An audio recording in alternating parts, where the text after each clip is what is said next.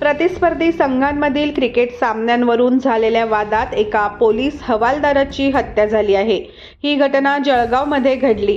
Constable Shubham अगोणे यांच्यावर प्रतिस्पर्धी संघाच्या सदस्यांनी तलवारी आणि क्रिकेटच्या स्टंपने हल्ला केला।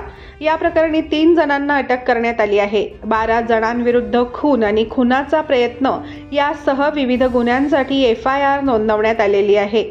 सहाय्यक निरीक्षक सागर ढिकले म्हणाले की मिळालेल्या माहितीवरून कारवाई केली आहे।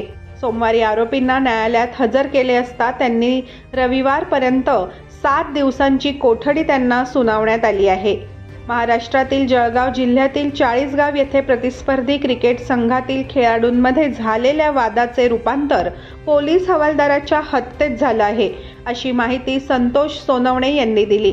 मुंबई पोलीस दलातील 28 वर्षीय हवालदार शुभम अगोणे यांच्यावर प्रतिस्पर्धी क्रिकेट संघातील 10 ते 12 जणांनी तलवारी आणि क्रिकेट स्टंपने हल्ला केला। शुभमचा उपचारादरम्यान मृत्यू झाला। आतापर्यंत 3 जणांना अटक करण्यात आली आहे।